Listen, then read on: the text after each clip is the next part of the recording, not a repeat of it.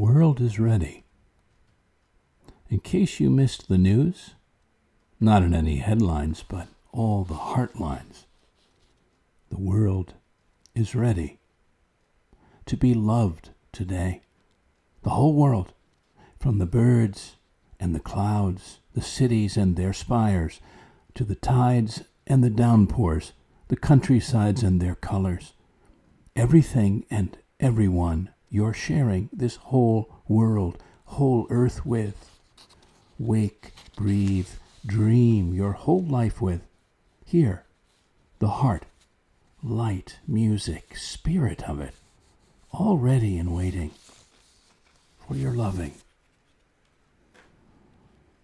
Welcome to everyone leaning in to the 29th Floating Poetry broadcast in this weekly series, coming to you live again from the coast of Rhode Island, but now from another point on the coast, still by the sea, the all-embracing sea.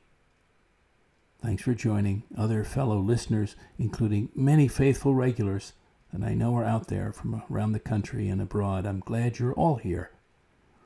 This is your poet and poetorialist, Colin Goedeke, inviting you to muse on living heartfully, engaging the world, your world, from the heart, wholeheartedly, to explore what else, look at what that means, could feel like, could reveal to yourself, could enrich your being by. So, let's make our way into various places of and pointings into heartfulness.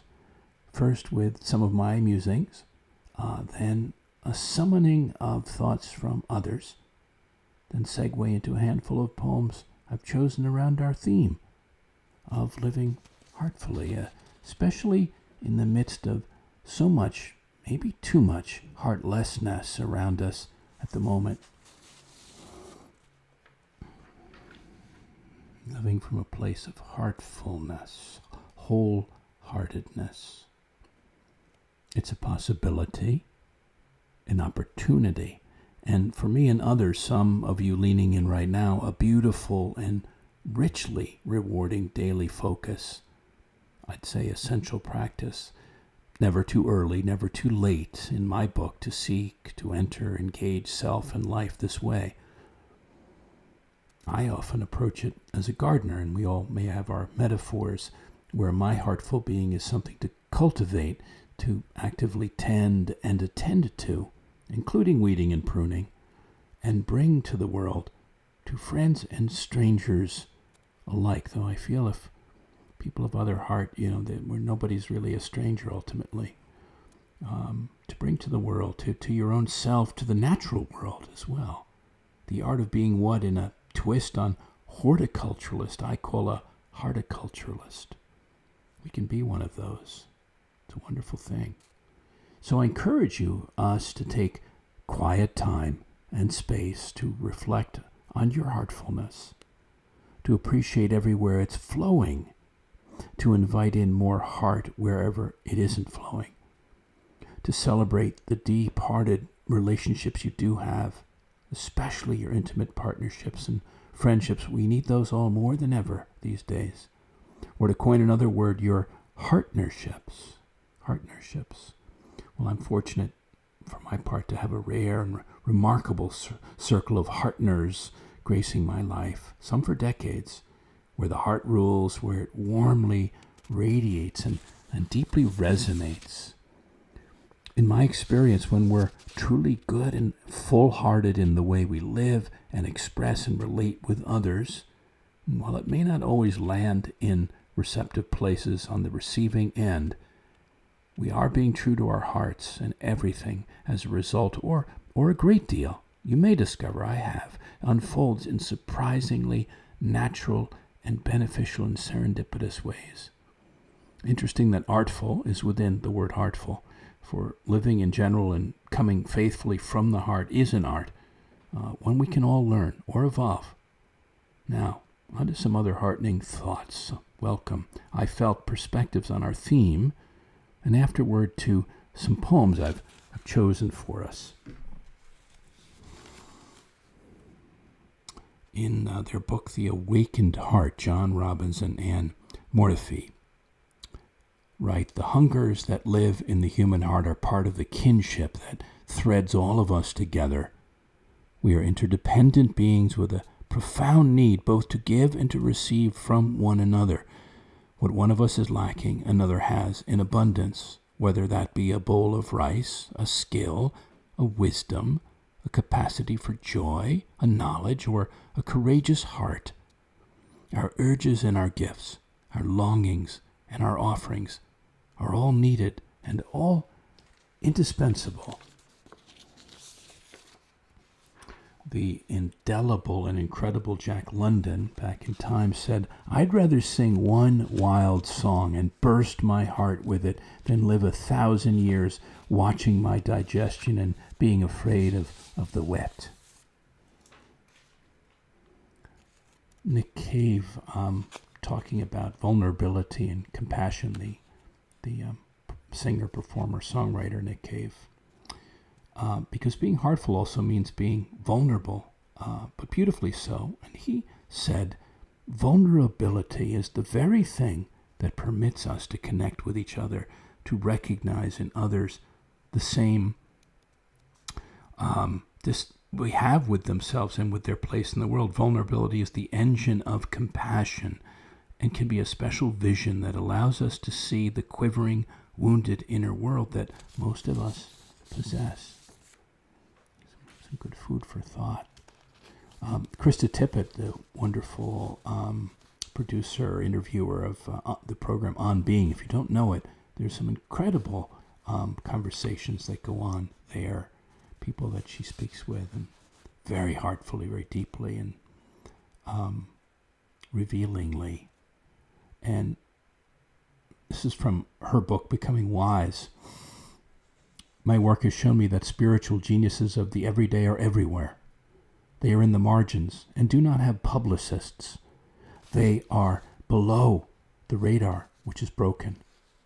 The discourse of our common life inclines toward despair. In my field of journalism, where we presume to write the first draft of history, we summon our deepest critical capacities for investigating what is inadequate, corrupt, catastrophic, and failing. The quote news is defined as the extraordinary events of the day, but it is most often translated as the extraordinarily terrible events of the day.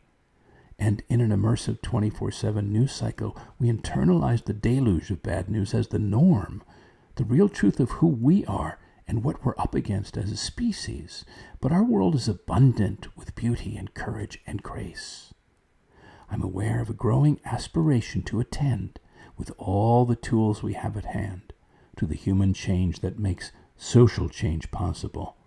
The digital world, though a new Wild West in many ways, is on some basic level simply another screen on which we project the excesses and possibilities of life in flesh and blood. Spiritual life is evolving, and its sources of nourishment are becoming more broadly accessible. Science is yielding knowledge of our bodies and brains that is an everyday form of power for softening the gap between who we are and who we want to be as individuals and as a species. Across social and medical disciplines, we are gathering a radical new understanding of the nature of human vitality and wholeness." Thank you, Krista Tippett. I find that very wise and timely and very potent and important when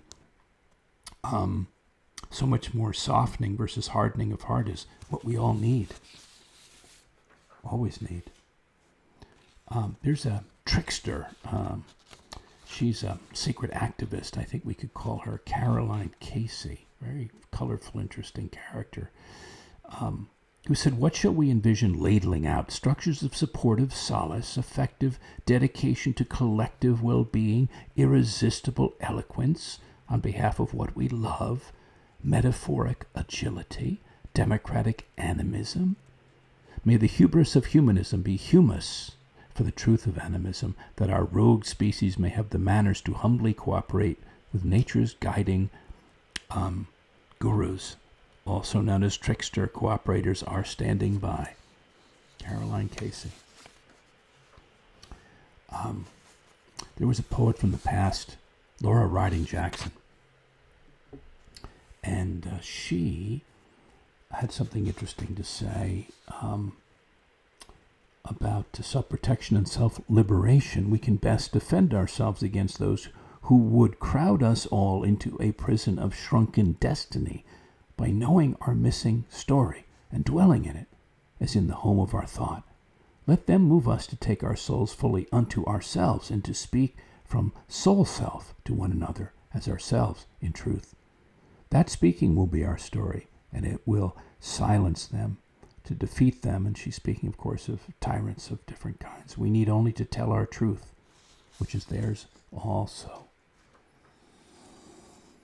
Martha Graham, the great dance company founder and dancer, and this is a quote that many of us would know. She was quoted by Agnes de Mille on Dance to the Piper and Promenade Home.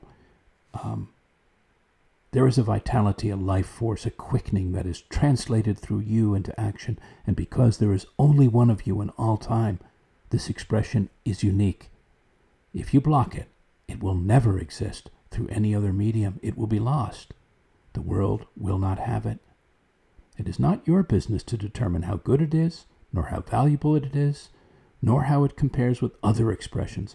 It is your business to keep it yours, clearly and directly, to keep the channel open.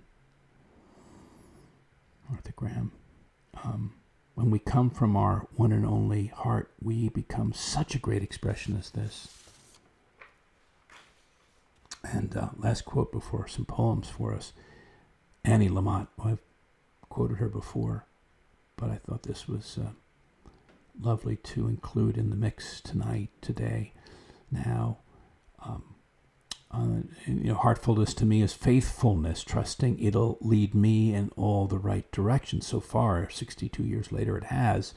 And I can only suggest that you experiment with that and look back and see how well it's led you, or try to see how it can lead you.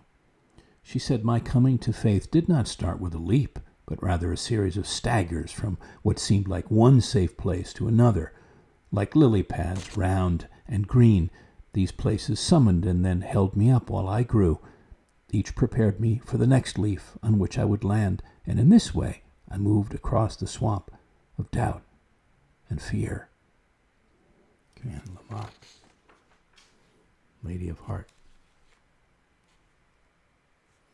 So, poems. Well, maybe we begin with the thought of and feeling of leaping and being deeply in love, as those of us who've experienced it know, brings all our best and wildest heart to the surface, to our partnerships, our heartnerships, and where we pour our hearts out entirely and gladly. Yes, I'd say so. This was a poem for a once great love. It's called "O Lovely Lady of the Spring." That year, after The Catcher in the Rye caught the world's eyes, Matisse put a finishing touch on his chapel in Vence.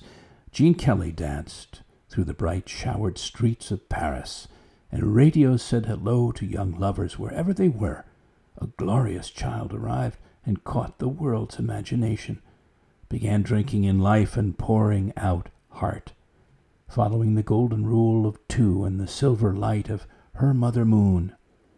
As much as that girl and woman as you have been shaped by these indelible decades, you have shaped them truly in return, with a luminous soul and graceful hand, a tender heart, and your winsome wildflower eyes. O lovely lady of the spring. Much missed, but much in the heart still. Our places of good, true, deep heart can be safe harbor for others, and very important to remember how much others need that sheltering place of kind heart and gentle heart, especially when their lives are upside down or otherwise overly challenged. And I wrote this sort of for all of those who I know I can be that for, and they have been for me. It's called To You of Hidden Heart. Of sad or lonely, longing and deserving heart hidden from view, I hold out a hand to yours. Sense what you cannot say in words or feel easy to show. Offer a gentleness to soften your reticence, a safe harbor for your hiddenness, a place for your heart to enter and freely drop its sometime achingly heavy anchor. To all of you of hidden heart.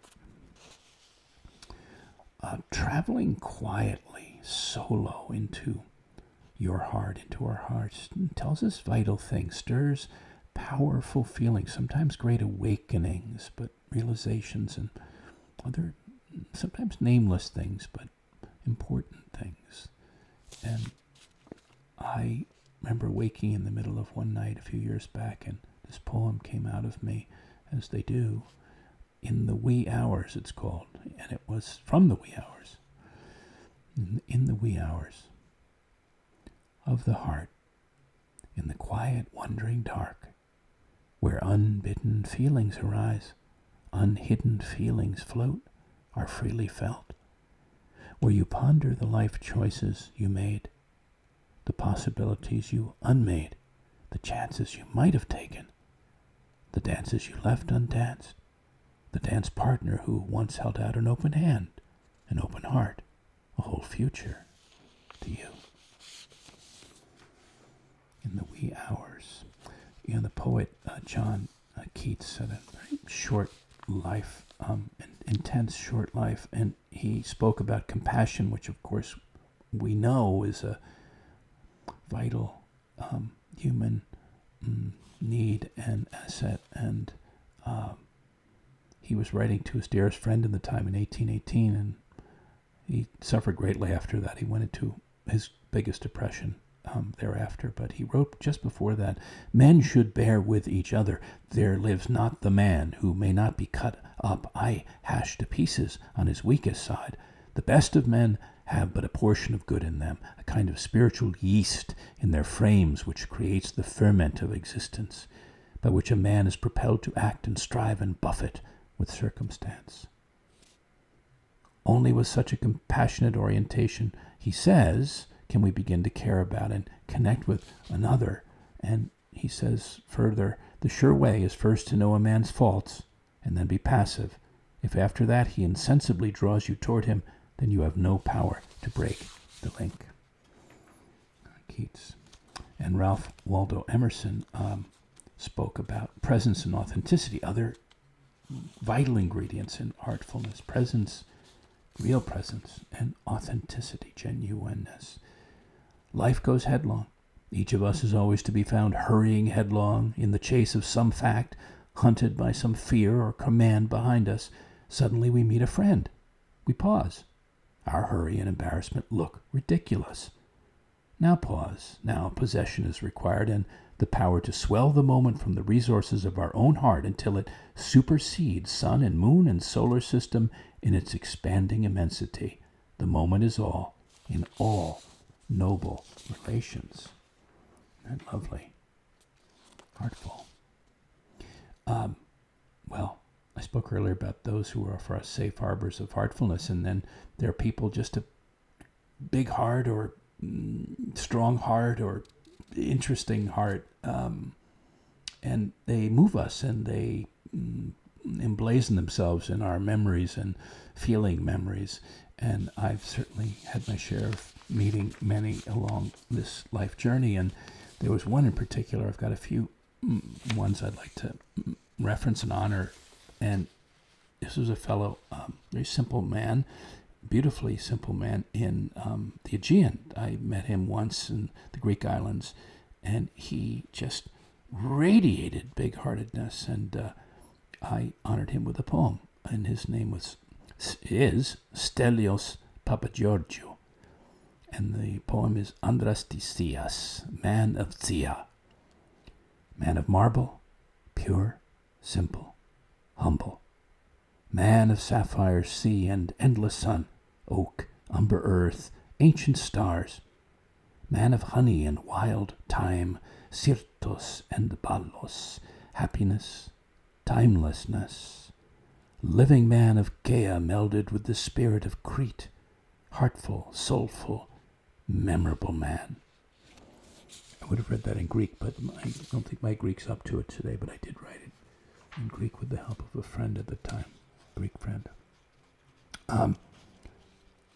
So I suppose in sharing some of these, I'm wondering about ways we don't have to do it in poetry. There's other gestures we can make to honor the heartfulness, heartedness of our friends, people we come across that are inspiring to us and inspire our own hearts. And so maybe that's a touchstone to that for you.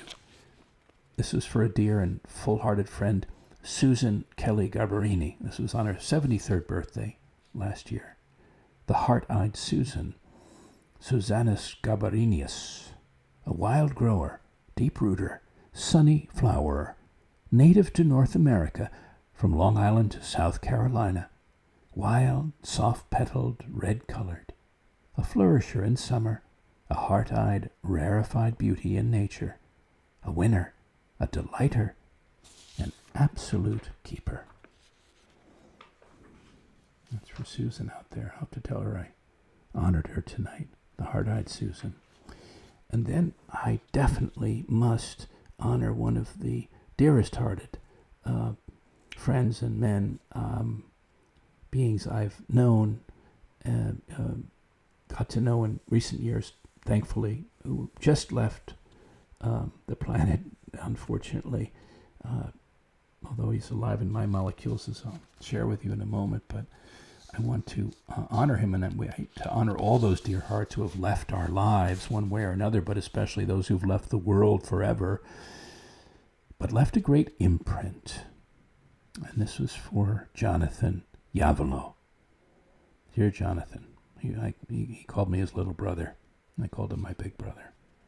And the title of this poem is Auf Wiedersehen, Herr Professor, dear brother, fellow wanderer, as you set sail on a great next adventure, as your first matter is transmuted into the rarest of all forms, all light.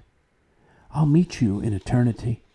Until then, will keep you in my molecules, most alive in my memories, deeply felt in my reveries of we fellows so well met.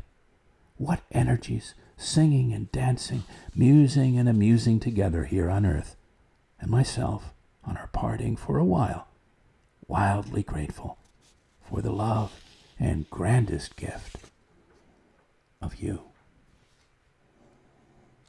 Auf Wiedersehen, dear Jonathan.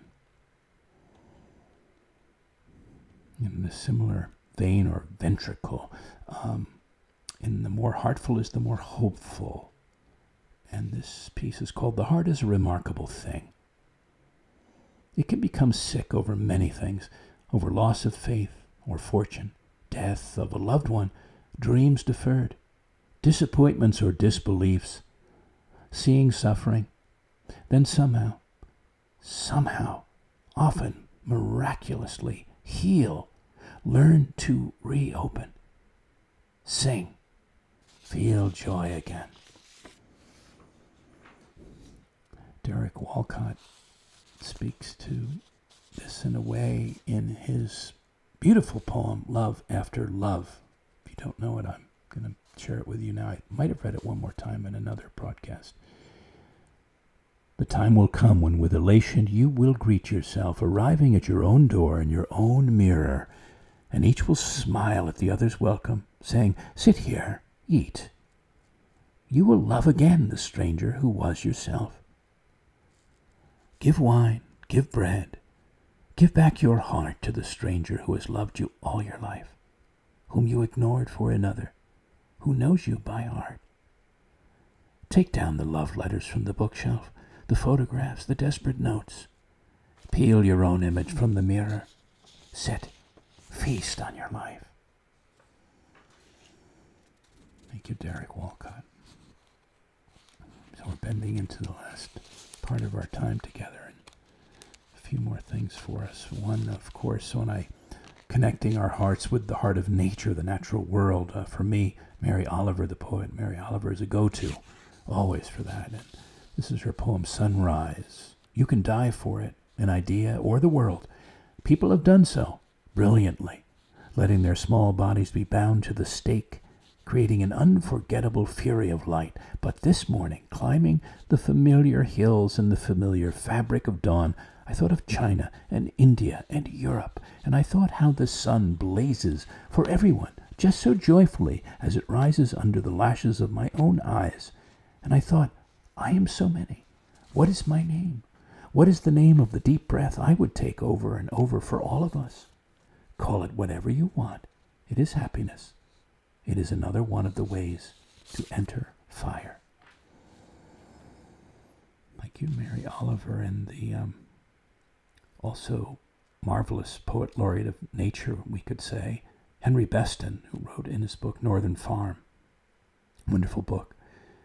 When this 20th century of ours became obsessed with a passion for mere size, what was lost sight of was the ancient wisdom that the emotions have their own standards of judgment and their own sense of scale. In the emotional world, a small thing can touch the heart and the imagination every bit as much as something impressively gigantic. A fine phrase is as good as an epic, and a small brook in the quiet of a wood can have its say with a voice more profound than the thunder of any cataract. Who would live happily in the country must be wisely prepared to take great pleasure in little things. And speaking of naturalists and deep poets of nature, poets of deep nature as well, is the marvelous Wendell Berry. And gracefully aging at this point, he wrote a poem on stillness and self-refinement. And just before we wind up, I'll read that as well, if you would like to hear it. How to be a poet. And he has in parens, to remind myself, make a place to sit down. Sit down. Be quiet. You must depend upon affection, reading, knowledge, skill. More of each than you have. Inspiration, work, growing older, patience. For patience joins time to eternity. Any readers who like your poems, doubt their judgment. Breathe with unconditional breath the unconditioned air. Shun electric wire. Communicate slowly. Live a three-dimensioned life. Stay away from screens. Stay away from anything that obscures the place it is in. There are no unsacred places. There are only sacred places and desecrated places. Accept what comes from silence. Make the best you can of it. Of the little words that come out of the silence like prayers, prayed back to the one who prays. Make a poem that does not disturb the silence from which it came. Thank you, Wendell Berry. And two invocations, mine at the end and just before, painter-writer Agnes Martin quote on living life. Hold fast to your life, to beauty and happiness and inspiration, and to obedience to inspiration. Do not imitate others or seek advice anywhere except from your own mind. Your poet here would add, and heart. No one can help you. No one knows what your life should be. No one knows what your life or life itself should be, because it is in the process of being created. Life moves according to a growing consciousness of life and is completely unpredictable. If you live according to human knowledge, according to precept, value, and standards, you live in the past. If you live entirely in the past, you will not know beauty or happiness, and you will not, in fact, live. You must believe in life. Believe that you can know the truth about life. The current of the river of life moves us. Awareness of life, beauty, and happiness is the current of the river. With great awareness, we move rapidly. With no awareness, we do not move. And to end our time, this invocation, let your heart break.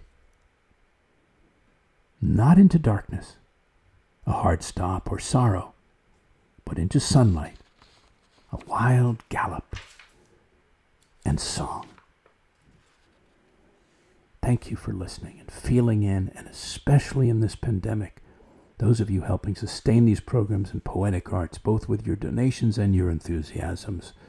Your contributions are so welcome, and for new patrons are easily makeable by PayPal and Venmo and directly through my site, as are invitations to have me as an artist in residence for a month or a season, or to sponsor a budding new Poetic Arts project. I also would love to have your questions around this or any other broadcast. I'll answer a set of them in a live program before year end to be announced. Just send an email to me at colin@thepoetorialist.com. Remember, meanwhile, all the shows are online for replays and to share freely with your circles. I invite you to lean in next week or soon again. Until then, dear listeners, good days ahead, days of living heartfully, wholeheartedly, in good spirits.